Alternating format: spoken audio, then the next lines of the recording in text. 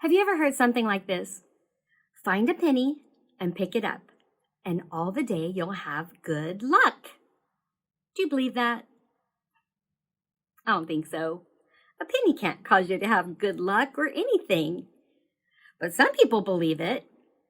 Some people believe that if you decorate your house or your business with frogs, that you'll have good luck. In fact, if you have a business and you put a coin in the mouth of the frog and put it by your cash register, some people think you'll make more money. You'll be more successful. Some people think if you decorate your house with elephants, that you'll have good luck. This is a bookend from my house. I don't have it because it's a good luck object. I just like elephants. God made them. I don't worship the elephants and I don't give them any special power. But some people do. Some people believe if you have things like a crocodile in your house, it'll give you good luck. Or fish. Now, decorating your house with fish or having a fish tank, do you think that's going to give you good luck? I don't think so. I don't think they have any kind of power like that. But some people do believe it. Well, here's one that the girls will like.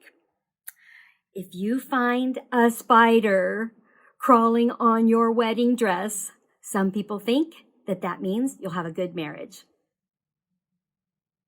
You guys, I know you're young and you're not married, but you're wise enough to know that a good marriage has nothing to do with whether or not a spider crawled on your wedding dress.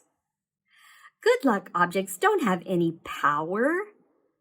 They can't make a person successful. So it's not lucky objects that work. They don't have the power. But we're going to learn about somebody in the Bible that had very much success. Let's open our Bibles to Genesis chapter 30. And we're going to read the very last verse. Genesis 30 and verse 43. Follow along with your fingers so you can read with me. In this way, the man grew exceedingly prosperous and came to own large flocks and maidservants and menservants and camels and donkeys. So in this way, the man became very prosperous. Well, first of all, who's the man? If you've studied with us, you know already. But let me give you a clue to studying the Bible. You have to look at the context. You have to look at the verses that come before the passage and after the passage. So if you want to know who the man is, then you look back in chapter 30 and you realize it's talking about Jacob. In fact, in the very next verse of chapter 31, it mentions Jacob. And also it says, in this way. So in what way was Jacob becoming so wealthy? Well, we have learned what the Bible says about that. Jacob worked for his father-in-law, Laban, and he worked as a shepherd. He took care of the animals that belonged to Laban. He worked for him for 20 years. Instead of paying Jacob with money, Laban paid him with animals. He said, whatever animals that are a certain type that are born, you can keep them so you can grow herds of your own. And that's just what happened. So Jacob did become very successful. Well, it says in this way. Well, what was he doing? When you read back in chapter 30, it sounds a little bit crazy. When I was young, I didn't really understand it when I read it. It said things like that Jacob would strip the bark off of a stick and put it in their watering trough, and then the animals would have more lambs. I thought it kind of sounded like one of those lucky objects. But as I grew older and I learned more about sheep and about their diet and their habits, then I learned that that's not what was going on. What was happening was that Jacob knew about the habits and the diet of the sheep. And so he knew that there were certain sticks that when he would strip the bark and soak them in their water, it would release nutrients and they'd be more healthy, they'd have more babies. So that's the way that Jacob became so successful. But there's another thing that made him successful, and that is that God was helping him. In fact, the Bible tells about that down in chapter 31 and verse 10. Jacob explains, he said, in breeding season, I once had a dream in which I looked up and saw that the male goats mating with the flock were streaked. So God sent him dreams about which animals were having more babies. God helped him. Not only that, the angel told him what to do in those dreams. In verse 11, the angel of God said to me. And so 2 reasons that Jacob was successful. Number 1, he was good at what he did. He was a good shepherd. He took care of the sheep and he worked hard and he was honest. Number 2, God was helping him, sending him dreams and telling him what to do to be more successful. Well, the bad thing about that is that Laban and his sons got very jealous. Go back up in the beginning of chapter 31, verse 1. Jacob heard that Laban's sons were saying, Jacob has taken everything that our father owned and has gained all the wealth from what belonged to our father. Jacob's using those animals to become rich. It's not fair. And Jacob noticed that Laban's attitude toward him was not what it had been. So even Jacob began to realize that Laban was getting angrier and angrier, and Laban was being mean to him. So the Bible says Jacob wasn't the only one that noticed this. God noticed it too. And God did something about it. Let's look and see. Let's read in verse 3 of chapter 31. Then the Lord said to Jacob, go back to the land of your fathers and to your relatives. Go back to Canaan, and I will be with you. It's time to go home, and I'll be with you. Problem. Jacob had married Laban's daughters, remember? Rachel and Leah. Would they agree to go with him? To leave their father and to go to Canaan where they'd never even been before? Well, again, Jacob did a very smart thing. Let's read down in verse 4. So Jacob sent word to Rachel and Leah to come out to the fields where his flocks were. He said, come on out here so we can have a private conversation. He said to them, I see that your father's attitude toward me is not what it was before, but the God of my father has been with me. You know that I've worked for your father with all my strength, yet your father has cheated me by changing my wages 10 times. However, God has not allowed him to harm me. And he explained to them that God had said, it's time to go home. What do you think they said? Let's read it. Let's find out. Verse 14. Then Rachel and Leah replied, do we still have a share in our father's inheritance, in the inheritance of our father's estate? Are we even going to get anything? With his bad attitude and our brother's bad attitude, are we even going to get an inheritance? Or does he not regard us as foreigners? So the conclusion of it was, at the end of verse 16, so they said, do whatever your God has told you. Let's go. So they get on their camels. They got all of their things together, and they got ready to go. But before they left, something secret took place. Jacob knew nothing about it. Let's find out. In verse 19. When Laban had gone to shear his sheep, Rachel stole his father's household gods. What is that about? Household gods? Well, in ancient times, families did sometimes have their own little household statue god. Sometimes they worshiped it. Sometimes they prayed to it. Sometimes they would just view it as a good luck object, like the other things that we talked about. Whatever the case, Laban had a household statue god, and Rachel took it. But why? We know that Rachel believed in the true God of heaven.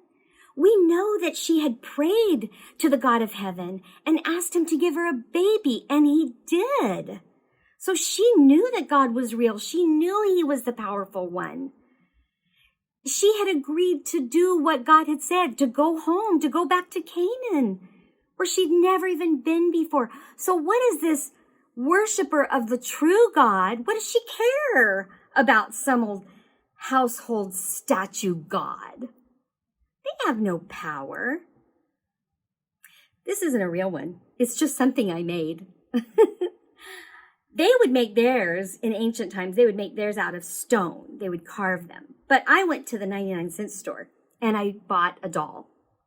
I took it home. I cut all the hair off. I wrapped it in masking tape. Look at the back. You can even see some of that masking tape. And then I sprayed it with this special spray paint that makes it look like it's made out of stone. Does this statue have any power?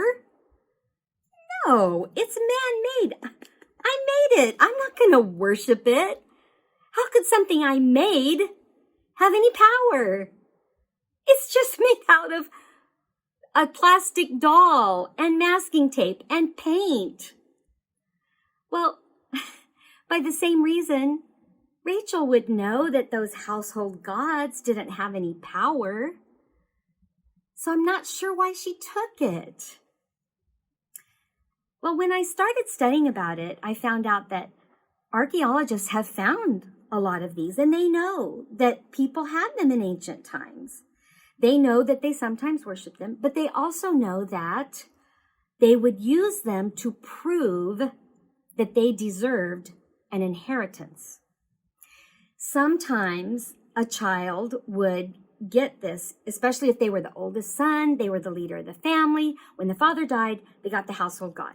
And then they could prove to everyone, I get the inheritance. I have the household god. Now, you guys, we have legal documents like birth certificates. But they didn't have birth certificates to prove their birthright, to prove their inheritance. So sometimes they would show, here's my God. It proves I'm the inheritor. Well, maybe this has something to do with why Rachel took it, because she was concerned that people wouldn't realize that the animals she had really were hers. They really did belong to Jacob. They really were part of what they inherited and what they had earned. Maybe that's why she took it. I don't know. But the Bible just says she took it. The Bible also says that when Laban found out that it was missing, he was mad. Jacob and his family had gone. They had been gone for days. The household statue god was gone. So Laban took off, chasing after them. It took him 7 days to catch up. Now, before he caught up with them, God spoke to Laban. Let's see what God said to him.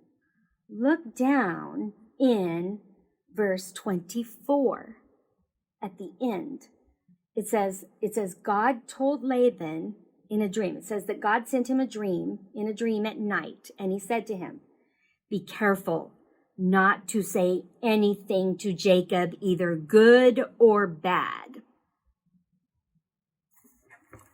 Well, I couldn't really understand that when I read that as a kid. I thought, well, he's not supposed to say anything good. He's not supposed to say anything bad. What does that mean? What's he going to say? Well, I think now maybe what God was saying was, Laban, Don't go saying good things to Jacob and making good promises and acting like you're going to be nice to him to try to convince him to go home. And don't go bullying him. Don't go saying mean things to try to get him to come home. Maybe that's what God was saying. But when Laban did catch up with Jacob, here's what he did say. He said in verse 26, Laban said to Jacob, "What have you done? You have deceived me." Sound familiar? Why have you run off secretly and deceived me? Why didn't you tell me so I could send you away with a party and so I could hug my daughters and I could hug my grandchildren? And why did you take my household statue gods? Remember, Jacob didn't know anything about that. So Jacob said to Laban, "Well, we left without telling you because I was afraid you would try to take my wives away from me. So we left. But regarding your household gods, if anybody here has them, they should be put to death. So go ahead, just search and see if you can find them." Uh-oh. Is Rachel going to be put to death? Well, let's see what happens. Laban starts searching everyone's tent. He goes through all of their things. But when they had taken off to leave, Rachel had been sitting on a saddlebag. Do you see it? Well, she had hidden that household statue god inside the saddlebag. And when Laban came to her tent, she had taken that saddlebag inside and she was sitting on it. And she wouldn't get up. In fact, look in verse 34. Now Rachel had taken the household gods and put them inside her camel's saddle and was sitting on them. Laban searched through everything in the tent, but he found nothing. And Rachel said to her father, "Don't be angry with me. Don't be mad at me, Daddy."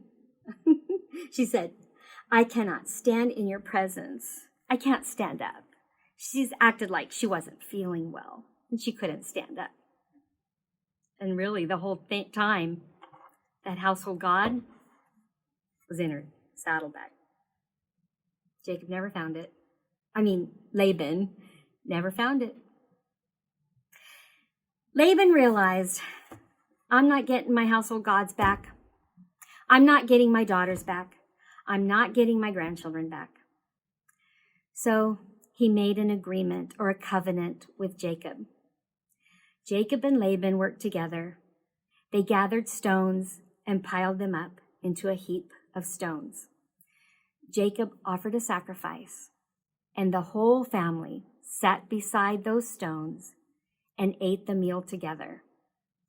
And then Laban did hug his daughters goodbye, and he hugged his grandchildren goodbye. And Laban went back home to Haran. So Jacob and his family got on their way. They were able to go on toward Canaan, their home. You know, boys and girls, sometimes people don't leave God and they don't leave home in a physical way. Sometimes they leave home with their heart and they stop worshiping the God that takes care of them, the true God of heaven. Because just as God promised Jacob, I will never leave you. I will take care of you. God says the same thing to us and to everyone who leaves. He says, come home because I will never leave you. I will take care of you. The true God of heaven is not like a lucky object. The true God of heaven has true love for us and true power.